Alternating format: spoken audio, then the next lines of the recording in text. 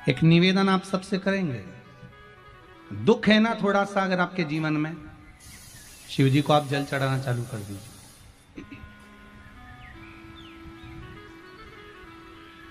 शंकर भगवान को आप जल चढ़ाना प्रारंभ कर दो। अगर दुख है ना जीवन में, शिव जी को जल चढ़ाना प्रारंभ कर दो। और एक निवेदन और करेंगे, अगर दुख समाप्त ही नहीं हो रहा है, कोई बीमारी एक पूरी होती है दूसरी लग जाती है, दूसरी बीमारी पूरी होती है तीसरी लग जाती है, तीसरी बीमारी पूरी होती है चौथी लग जाती है, कुछ प्रॉब्लम चली रही है, तो एक जल के पात्र में जल लीजिए, कलश लोटा पानी का भर लीजिए और उस पात्र में चावल के 2 दाने डाल लीजिए, अक्षत के 2 दाने डालिए। घर में से लेकर जाओ, थोड़ा सा जल बेलपत्री के वृक्ष के नीचे डाल दीजिए, थोड़ा सा जल पीपल के वृक्ष के नीचे डाल दीजिए और थोड़ा सा जल या तो आंवले का पेड़ मिल जाए या शमी का वृक्ष मिल जाए। शमी का वृक्ष मिले या आंवले का वृक्ष मिले, उसके नीचे डाल दीजिए। 3 जगह पर अगर कोई बीमारी ऐसी हो गई कि वो समाप्त नहीं हो रही, बड़ी बड़ी तकलीफ, मतलब एक बार दवाई अगर चालू हो गई तो दवाई बंद ही नहीं हो रही है, तो उसके लिए आपको 3 जगह पर जल चढ़ाना प्रारंभ कर दो। मात्र 1 हफ्ते से ज्यादा चढ़ाना भी नहीं पड़ेगा। जैसे 1 हफ्ते आप टेबलेट लेते हो, गोली लेते हो, 1 हफ्ते चढ़ाना प्रारंभ कर दो। सबसे पहले बेलपत्री के पेड़ के नीचे क्या करना है, जल का पात्र लेना है, उसमें 2 दाने चावल के डालना, 2 दाने अक्षत के डालिए। पहले बेलपत्री के पेड़ के नीचे जाओ, वहां जल चढ़ाओ, फिर जाइए पीपल के वृक्ष के नीचे, वहां जल चढ़ाइए, आखिरी में या तो शमी के नीचे या फिर आंवले के नीचे, इन दोनों में से कोई एक वृक्ष जिसके नीचे। पर 1 हफ्ते अगर आपने आंवले में चढ़ाया है तो आंवले में ही चढ़ाना, शमी में चढ़ाया है तो शमी में चढ़ाना है। ये बदल के मत चढ़ाना कि आज मैं शमी में चढ़ा देती हूँ कल आंवले में चढ़ा दूंगी, ऐसा नहीं। कितना सुंदर कहा है, जब जिंदगी बहुत संघर्ष में चल रही हो, बहुत दुख का जीवन चल रहा हो, बहुत कष्ट का जीवन चल रहा हो, बहुत कष्टमय जीवन चल रहा हो, तब शमी के 5 पत्ते, शमी के 5 पत्ते एक दुर्वा के साथ, एक अक्षत चावल का 1 दाना, वो भी हल्दी में भिंगोया हुआ हो या केसर में भिंगोया हुआ हो, शमी पत्र 5, 1 दुर्वा, 1 चावल का दाना, जो दिल से हृदय से बेलपत्री के वृक्ष के नीचे पार्थिव लिंग का निर्माण कर कर मट्टी का शिवलिंग बनाकर प्रदोष काल में, मतलब शाम के समय पर शिवलिंग बनाकर उस पे जल चढ़ाकर, जो ये 5 शमी का पत्र, 1 दुर्वा और 1 चावल का दाना, अपनी कामना कर कर जो दुख चल रहा है बाबा से विनय कर कर 1-1 पत्ता जब समर्पित कर दे, फिर 1 दुर्वा समर्पित कर दे, फिर 1 चावल का दाना समर्पित कर दे और बाबा का वहीं पर पुनः विसर्जन कर दे, 3 महीना तो जाने दो, 15 दिन के अंदर वो दुख कटता जरूर है, चाहे कोई भी दुख, किसी भी तरह का दुख क्यों। 1 बेलपत्र के वृक्ष की परिक्रमा करने वाले को हजारों अश्वमेध यज्ञ का फल प्राप्त हो जाता है, हजारों अश्वमेध यज्ञ का फल प्राप्त हो जाता है। उसी तरह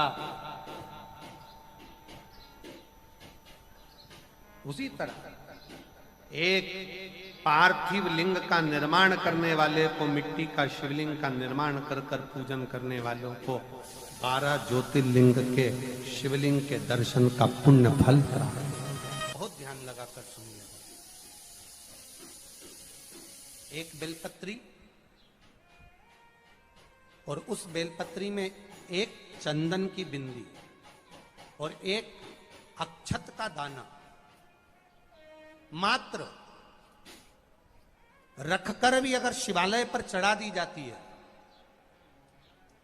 एक बेलपत्री, एक चंदन का बिंदी, और चंदन फिर निवेदन करेंगे। आज के जमाने में तुम लोग सब घिसा घिसाया, पड़ा पड़ाया, डब्बी का सामान ले लेकर, वो नहीं, चंदन की एक मुठिया रखो, थोड़ा सा भी घिसो, जरा सा भी घिसो, उसकी एक बिंदी और एक चावल का दाना जब हम भगवान देवाधिदेव महादेव को समर्पित करते हैं, अपनी कामना कर कर समर्पित करते हैं, तो निश्चितता है, पुराण की कथा कहती है, शंकर भगवान उसका फल शीघ्र प्रदान कर देते हैं। भले आपने कुछ करा ना करा, उसका फल तुम्हें मिल जाए। में जाना, लोटा भरकर जल समर्पित करना, और कभी तुम्हारे जीवन में अगर तुमको लग रहा है कि मैं दुखों से पीछा छूट ही नहीं रहा, तब उस जगह पर बेलपत्री के मध्य भाग में पीला चंदन, ये जो पत्ती है और ये दो पत्ती हैं, ये बड़ी पत्ती और ये बीच की जो दो पत्ती हैं, इसके बीच में जो डंडी का भाग रहता है, जो बीच में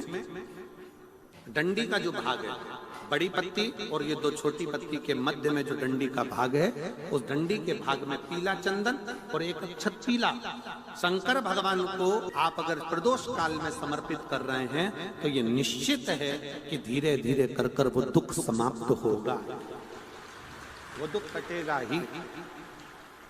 प्रकट वर्णन किया गया शंकर भगवान की आराधना में, शिव की आराधना में, जब तुम्हें लगता है कि तुम्हारा व्यापार नहीं चल रहा, कोई तुम्हें धोखा दे रहा है, लक्ष्मी नहीं आ रही, बहुत चिंता में पड़े हुए हो, बहुत टेंशन में जिंदगी चल रही है, बहुत बीमारियां तुमको घेर ली है और चारों तरफ अंधेरा ही अंधेरा नजर आ रहा है, तुमने विचार करा अब मैं तो मर जाऊं तो अच्छा, मैं सुसाइड कर लूं तो अच्छा, मैं मर जाऊं तो अच्छा, तो मरने से पहले एक काम कर कर देखना, शंकर भगवान की आराधना कर कर देखना, शिव पर एक लोटा जल चढ़ा कर देखना, और ज्यादा चिंता, ज्यादा टेंशन हो तो बेलपत्री के जड़ को घिसकर उसका चंदन बनाकर शंकर को लेपन कर कर उसकी भी आराधना कर कर देखना कि बेल चंदन का फल क्या।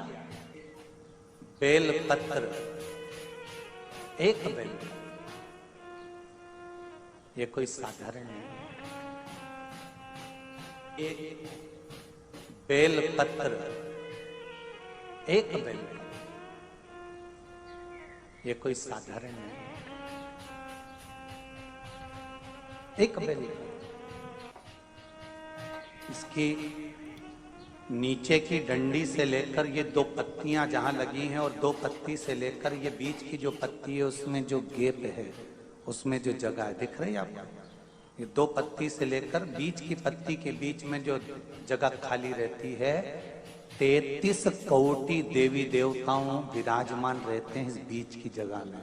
जब शिव जी को चढ़ाया जाता है तब इस पत्ती के बीच की जगह शंकर के शिवलिंग पर रखा जाता है, तो शिव जी इतने प्रसन्न होते हैं कि मेरी स्तुति करने के लिए ये भक्त 33 कोटि देवताओं को लेकर आया है, मेरी स्तुति करने के लिए। लोग चावल लाए, लोग अंबारियां लाए, धन लाए, दौलत लाए, संपदा लाए, पर एक शंकर का भगत ऐसा होता है जो एक बेलपत्री के रूप में 33 कोटि देवताओं को, 64 योगिनियों को, आदि शक्तियों को शंकर को समर्पित करता है।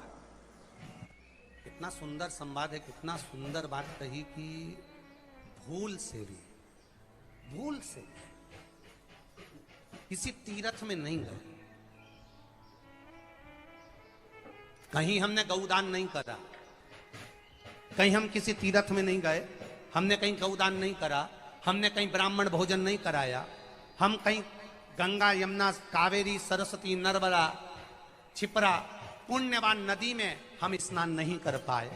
शिव महापुराण की कथा कहती है भूलवश भी अगर पिपलेश्वर या बटकेश्वर किसी शिवालय पर भूल से भी अगर एक लोटा जल चढ़ जाता है तो देव अधिदेव महादेव सारे तीर्थों का फल अपने आप प्रदान कर देते हैं। भूल से भी चढ़,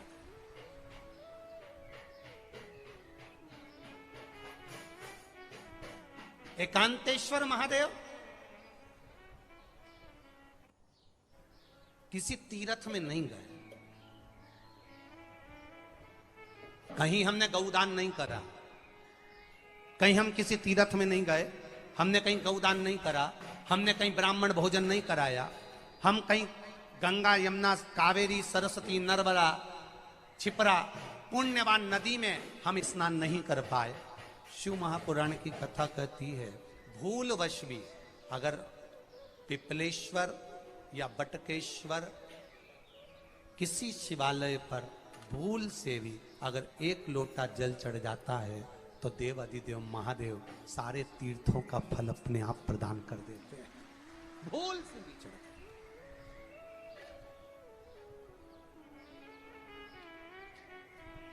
एकांतेश्वर महादेव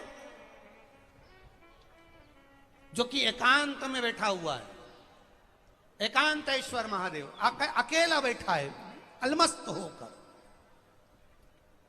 आप जा रहे हो गाड़ी लेकर, आप 4 व्हीलर गाड़ी में जा रहे हो, ट्रैक्टर में जा रहे हो, ट्राली में बैठकर जा रहे हो, क्रूजर में बैठकर जा रहे हो, 2 व्हीलर गाड़ी में बैठकर जा रहे हो, और एकांतेश्वर महादेव का मंदिर दिख गया कोई एकांत में, भले उसका नाम नहीं मालूम तुमको कि कौन सा महादेव, और अकेला बैठा है जंगल में वृक्ष की छांव में एक ओटले पर, कोई दीवार नहीं, कोई जाली नहीं, कोई गेट नहीं, कुछ भी नहीं। ये शिव मंदिर में जाकर एक लोटा जल समर्पित करती थी। और शास्त्र कहता है कि शंकर के मंदिर में अगर एक लोटा जल कोई एक परिवार का व्यक्ति भी समर्पित कर रहा है तो समझ लेना कि वो अपनी 71 पीढ़ी को पार लगा रहा है। वो अकेला नहीं, 71 पीढ़ी को पार लगा। शिव महापुराण की कथा कहती है जब बच्चा गर्भ में आता है, माता के गर्भ में जब संतान आती है और माता के गर्भ में जब संतान रहती है, उस 9 महीने में स्त्री नारी अगर कहीं शंकर के मंदिर के सामने से निकल जाए या शिवालय का जल स्त्री को मिला हो या शंकर भगवान का कोई प्रसाद या शंकर भगवान का कोई नाम जाप या शंकर भगवान का कोई मंत्र जाप उस स्त्री के कानों में पहुंच जाए तो जो गर्भ में बच्चा होता है वो बच्चा शंकर की कथा तक या शिवालय तक उसको बिना बोले ही वो अपने आप चला ही जाता है, पहुंच ही जाता है। उस गर्भ में रहने वाले बच्चे को भगवान शंकर के मंदिर के सामने से भी कोई गर्भवती स्त्री निकल कर चली जाती है तो उसका भी फल उसको प्राप्त होता है, उसका भी फल उसको प्राप्त हो जाता है। और वो फल साधारण नहीं होता। क्यों? बेलपत्री को जब भी चढ़ाया जाता है तो पीछे की डंडी पकड़कर नहीं चढ़ाया जाता। बेलपत्री को चढ़ाने के लिए मध्य भाग को, जैसे यह बेलपत्र होता है तो इसका मध्य की जो डंडी होती है, मध्य भाग होता है बेलपत्री का, तब मध्य भाग को पकड़कर हम भगवान शंकर को बेलपत्र समर्पित करते हैं। कोई भी बेलपत्र ऐसे नहीं चढ़ाता कि डंडी पकड़ के चढ़ा दिया, फिर पीछे की डंडी पकड़ के चढ़ा दिया, फिर पीछे की डंडी पकड़ के चढ़ा दिया, फिर डंडी पकड़ा, फिर चढ़ा दिया ना। मेरे देवादिदेव महादेव को जब भी बेलपत्र चढ़ाया जाता है तो मध्य भाग, पीछे की डंडी पकड़कर नहीं, मध्य भाग से भगवान शंकर को बेलपत्र समर्पित किया जाता। मध्य भाग से जब भी पकड़ेंगे तो मध्य भाग को पकड़कर बेलपत्र समर्पित करेंगे। क्यों?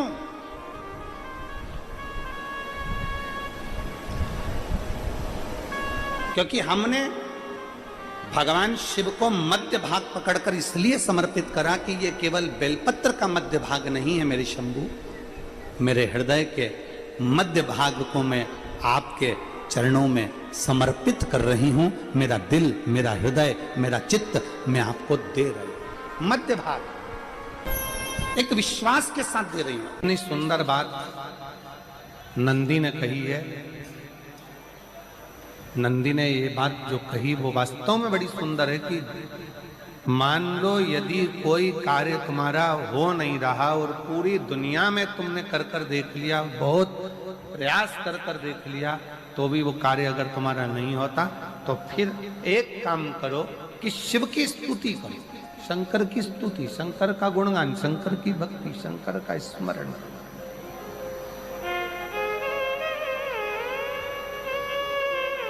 फिर शिव की स्तुति करिए, शंकर से विनय करिए, शंकर से निवेदन करिए, शंकर का गुणगान करिए।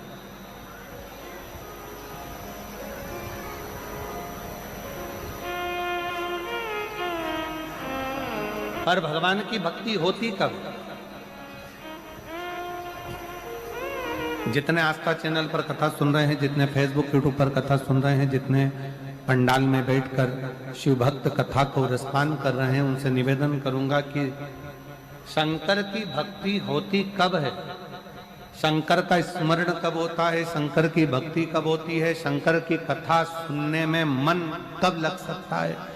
जब अपने भीतर की अभिमत्ता, अपने भीतर का अहम, अपने भीतर का अहंकार, अपने भीतर की आसक्ति, अपने भीतर का काम, अपने भीतर की तृष्णा जब दूर हो जाए तो समझो कि आप शिव में मन लगा बैठे। कितने सारे लोग बैठे हैं यहाँ पर कथा में, सब पंडालों के अंदर लोग शिव भक्त बैठे हुए हैं। कई लोग ऐसे भी होंगे जिनका आकर बैठ तो गए पर दिल नहीं लगता। दो जल व्यक्ति के जीवन को बदलते। कितने जल? जम के बोलो जरा। दो जल। एक देवाधिदेव महादेव के लिए भरा गया 1 लोटा जल और दूसरा है स्वयं के लिए भरा गया 1 लोटा जल। यहां पर अगर बुजुर्ग मेरी माताएं बैठी होंगी, मेरी जीजियां बैठी हैं, मेरे जीजा बैठे हैं, बुजुर्ग जितनी माताएं बैठी हैं, वो पुराने समय का अगर लेख उठाकर देखेंगे तो पुराने समय के लोग भोजन करने बैठते थे ना, तो भोजन करने से पहले अपने पानी के लोटे को भरकर, अपना गिलास भरकर बैठते थे। किसी ने देखा है कि नहीं देखा?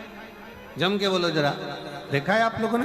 पुराने समय के लोग जब भोजन करने बैठते थे, पुराने समय के लोग जब भोजन करने बैठते थे तो अपना पानी का गिलास, अपना पानी का लोटा पहले भरकर आसन लग जाता था। बहू आसन लगा देती थी, बहू खाना बना देती थी, घर की पत्नी खाना बना देती थी, भोजन बना देती थी, घर के लोग भोजन दे देते थे। थाली कोई भी लगा कर ला कर दे, थाली कोई सजा कर ला कर दे, पर घर का जो व्यक्ति खाना खाने बैठता था, भोजन करने बैठता था, वो अपना पानी स्वयं भर कर बैठता।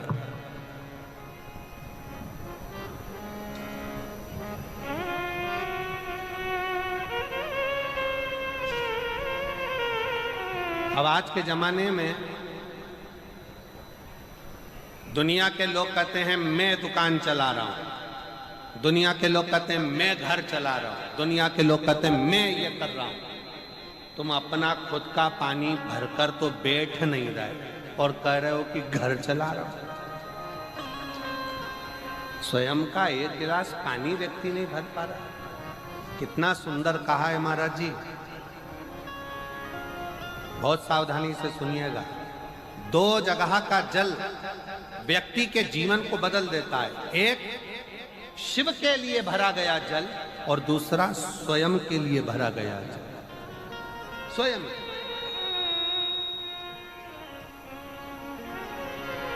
शंकर के मंदिर में जा रहे हो, 1 लोटा जल अपने घर से भरकर लेकर चले जाओ और अपने घर में जब तुम भोजन करने बैठ रहे हो, जब तुम रोटी खाने बैठ रहे हो, भोजन करने बैठ रहे हो, भोजन ग्रहण करने बैठ रहे हो, जब तुम भोजन को ग्रहण करने के लिए बैठ रहे हो, तब अपने घर में जब तुम भोजन ग्रहण करने बैठ रहे हो तो 1 लोटा जल या 1 गिलास पानी भरकर बैठो। बहू अच्छी है, पानी भरेगी, मना नहीं है। बेटा अच्छा है, पानी भरेगा, मना नहीं है। पोता अच्छा है, पोती अच्छी है, नाती अच्छा है, पंती अच्छा है, घर में सब अच्छे हैं। तुम्हारी पत्नी भी अच्छी है, तुम खाना खाओगे तो वो पानी ला कर दे देगी। तुम्हारी बहू भी अच्छी है, तुम भोजन करोगे तो वो पानी ला कर दे देगी। तुम्हारा परिवार का हर व्यक्ति अच्छा है, तुम्हारा कहना मानता है। तुम जिमने बैठोगे, भोजन करने बैठोगे तो वो पानी ला कर देगा। पर शिव पुराण की कथा कहती है, जो व्यक्ति भोजन करते समय अपना जल स्वयं भर कर बैठता है, उसकी जिंदगी में से 3 रोग समाप्त हो जाते हैं। कितने रोग समाप्त हो जाते हैं? 3। पहला, अपना जल स्वयं भर कर बैठने वाले के घुटने का कभी भी डॉक्टर उसके घुटने बदलने का बोलेगा ही नहीं, घुटना बदल ही नहीं सकता। स्वयं का जल भर कर बैठे। दूसरे नंबर पर, जिसकी रीढ़ की हड्डी में कमर से लेकर कंधे तक जिसकी हड्डी में दर्द होता हो, या जो सुबह सुबह सोकर उठता हो और उसके कंधे दुखते हो या पीठ दुखती हो, दूसरे नंबर का रीढ़ की हड्डी का दर्द, और तीसरे नंबर का डॉक्टर को दवाई खा खा कर परेशान हो गए, और आधा सिर का रोग, भुकुटी, ये भौएं दुखती हो, सिर दुखता हो, ये कान के पास का दर्द होता हो, तो अपना भोजन करते समय अपना पानी स्वयं भर कर बैठो, आपको ये 3 रोग से मुक्ति अपने आप मिलना प्रारंभ होगा, अपने आप। अब किसी ने कहा गुरुजी पत्नी पानी ला कर देती है, पति पानी ला कर देता है, बेटा पानी ला कर देता है, बहू पानी ला कर देती है, पोता पोती पानी ला कर देते हैं, नाती पंती पानी ला कर देते हैं, नौकर लगे घर में वो पानी ला कर देते हैं, सेवादार लगे घर में वो पानी ला कर देते हैं, तो हमको पानी लाना क्यों जरूरी है? तो अग्नि पुराण में वर्णन आता है कि जो घर में पानी जिस मटके में भरते हो, जिस हंडे में भरते हो, जिस बाल्टी में भरते हो, जिस टंकी में पानी भरते हो, पीने का पानी जिस हंडे में, मटके में, बल्टोई में, जिस गगरे में तुम भरते हो, वो स्थान पितरों का स्थान रहता है। जब हम पानी भरकर भोजन करने बैठते हैं तो हमारे पितर भी उस स्थान पर आकर निश्चित जगह पर बैठते हैं, और जब हम भोजन ग्रहण करते हैं तो हमारे पितरों के भाव का आशीर्वाद हमारे ऊपर पड़ जाता है, जिससे हमारे 3 दर्द समाप्त हो। स्वयं भरो, स्वयं।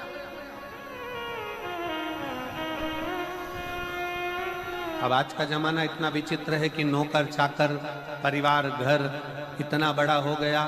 आज के जमाने में कोई सोफे पे से उठना पसंद नहीं करता, वहीं से आवाज लगा देते हैं, ला मेरा भोजन लगा दे, रोटी लाओ। रोटी आई तो मालूम पड़ा पानी ला कर रखा बहू ने। वो बहू ला देगी, बहुत अच्छी है, बहू बेकार नहीं है, बहुत अच्छी है, बेटी बहुत अच्छी है, ला देगी पानी, भोजन भी लाएगी, पानी भी लाएगी, सब कुछ लाएगी।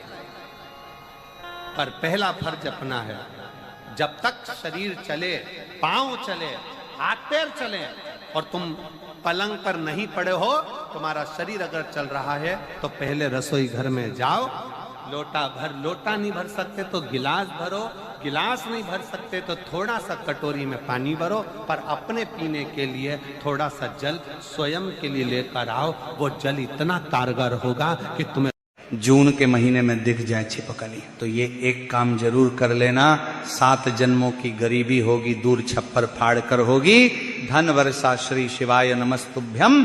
भक्तों, जून का महीना सिर्फ मौसम बदलने का समय नहीं होता है, बल्कि हमारी किस्मत बदलने का भी समय होता है। लेकिन भक्तों, अधिकांश लोग इस संकेत को समझ नहीं पाते और अपने ही हाथों अपने भाग्य के दरवाजे बंद कर लेते हैं। इसीलिए आज हम आपको एक ऐसी बात बताने वाले हैं जिसे अगर आपने हल्के में लिया तो समझ लेना आने वाले समय में आपको पछताना भी पड़ सकता है, और अगर इसे ध्यान से समझ लिया तो वही किस्मत जो आज तुम्हारा साथ नहीं दे रही है वही तुम्हारे कदम चूमने लगेगी।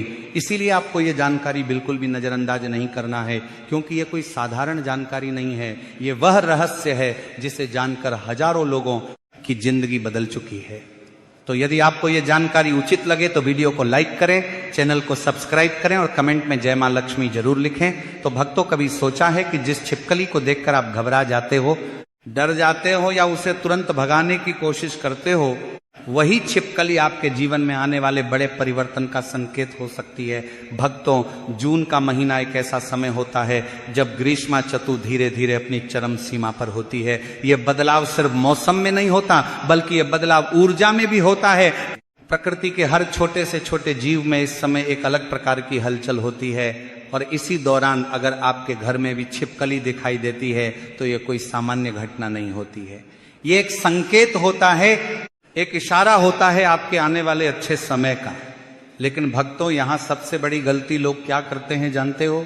जैसे ही छिपकली दिखाई देती है, लोग या तो डर जाते हैं या उसे मारने या भगाने की कोशिश करते हैं, और यही वह पल होता है जब उनकी किस्मत उनके हाथों से फिसल जाती है। तो भक्तों, इसीलिए ध्यान से सुनना, अगर जून के महीने में आपको भी अपने घर में छिपकली दिखाई दे जाए तो उस समय आपकी सोच, आपके शब्द और आपका व्यवहार ये तीनों बहुत ज्यादा महत्वपूर्ण हो जाते हैं। अगर उस समय तुम डर गए तो इसका मतलब साफ है कि तुम आने वाले धन को संभाल नहीं पाओगे।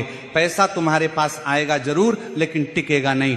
अगर आपने उसे भगाने की कोशिश की तो समझ लेना आप अपने जीवन में आने वाले अवसर को खुद अपने हाथों से दूर कर रहे हो। और अगर आपने उसे नुकसान पहुंचाने की कोशिश की तो यह संकेत देता है कि तुम अपने ही भाग्य को कमजोर कर रहे हो मेरे बच्चे। ये छोटी सी गलती तुम्हारे जीवन में बड़े नुकसान का कारण बन सकती है। इसलिए भक्तों, सबसे पहला नियम अपने दिमाग में बैठा लो। जब भी जून के महीने में किसी भी दिन छिपकली दिखाई दे तो ना तो आपको डरना है और ना ही कुछ बोलना है, ना कोई प्रतिक्रिया देनी है। बस बिल्कुल शांत रहना है, जैसे कुछ हुआ ही नहीं, और मन ही मन भगवान को याद करना है। यही वो पहला कदम है जो आपकी किस्मत को बदलने की शुरुआत करता है। लेकिन अभी असली बात बाकी है जो ज्यादातर लोग नहीं जानते, और यही कारण है कि उन्हें कभी लाभ नहीं मिलता है। अब भक्तों ध्यान से सुनना, जैसे ही तुम्हें छिपकली दिखाई दे उसी समय, चाहे दिन हो या रात, तुम्हें अपने दाएं हाथ की मुट्ठी बंद करनी है और मन ही मन एक भाव रखना है कि मेरे जीवन की सारी गरीबी, सारे कष्ट, सारे अभाव यही रुक जाए। ये भाव बहुत जरूरी है। शब्द जरूरी नहीं है, मंत्र जरूरी नहीं है, लेकिन आपके मन का भाव सच्चा होना चाहिए। अगर आपका भाव कमजोर है तो ये उपाय भी कमजोर पड़ जाएगा, और अगर आपका भाव मजबूत है तो ये छोटा सा काम भी चमत्कार कर सकता है। इसके बाद आपको बिना किसी को बताए, बिना कोई दिखावा किए एक छोटा सा काम करना है जो आपकी किस्मत का रुख बदल सकता है।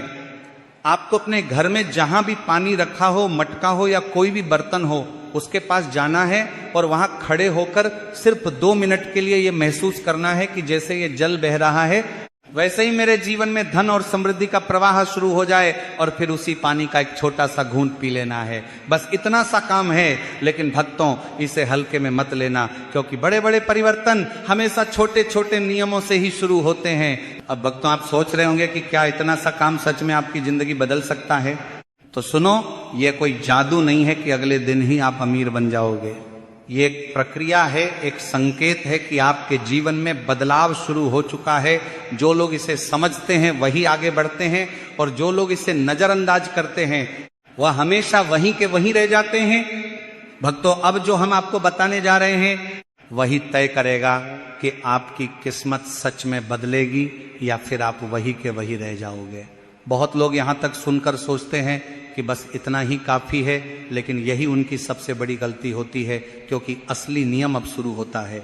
तो भक्तों, ध्यान से समझना, जून के महीने में अगर छिपकली आपको दिखाई देती है तो सिर्फ उसका दिखना ही महत्वपूर्ण नहीं है, बल्कि वह तुम्हें किस दिशा में दिखाई देती है ये उससे भी ज्यादा महत्वपूर्ण होता है। क्योंकि हर दिशा का अपना एक अलग संकेत होता है, और उसी के आधार